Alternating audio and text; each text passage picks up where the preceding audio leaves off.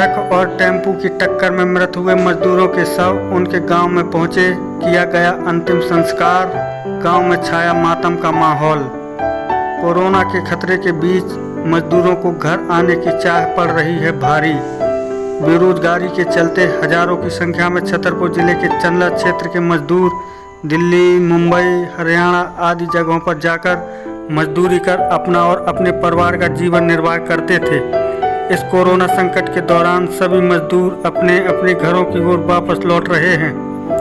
इसी के चलते चंदला थाना अंतर्गत ग्राम पटली के कुछ मजदूर दिल्ली से आ रहे थे, जो मथुरा बस स्टैंड पर एक तेज रफ्तार ट्रक ने मजदूरों को रौंद दिया, जिसमें 6 मजदूरों सहित टेम्पो ड्राइवर की दर्दनाक मौत हो गई, जिसमें बच्चे भी शामिल थे।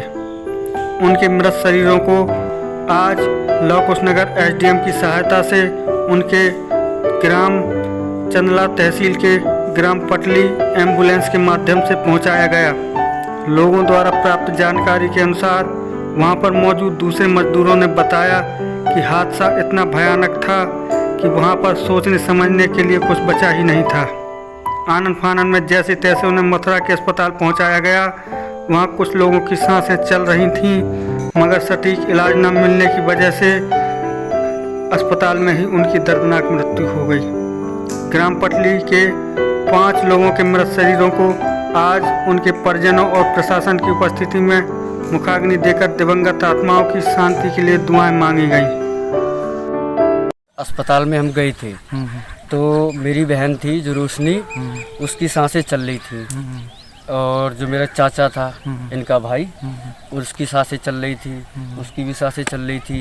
एक जो मेरा वो जो भाई है, मेरा भाई की तो सांसें कम से कम 2-2:30 बजे रात तक चली है, बल्कि 2-2.5 घंटा तक, 3 घंटा तक कर रहे थे। और मेरी बहन भी सर लंबी लंबी सांसें ले रही थी। मैंने डॉक्टरों को बोल रहा था कि सर इंजेक्शन से सर कुछ नहीं होगा, उसके मुंह में मास्क लगाओ, वो जो ऑक्सीजन के लिए होता है, क्योंकि वो लंबी सांस ले रही है। लेकिन किसी ने कुछ नहीं सुनी, और सुई भी ऐसी घुसेड़ देती थी बार बार ऐसे ऐसे निकाल के, और फिर नस से निकाल देती थी, नस जो होती है उसको निकाल देती थी बस। और फिर मेरे को फिर पकड़ा दिया, बोतल चढ़ा दिया, छोड़ के चले गए। फिर मैं चिल्लाता रहा, 15 मिनट तक टिक पाई, फिर ख़त्म हो गई।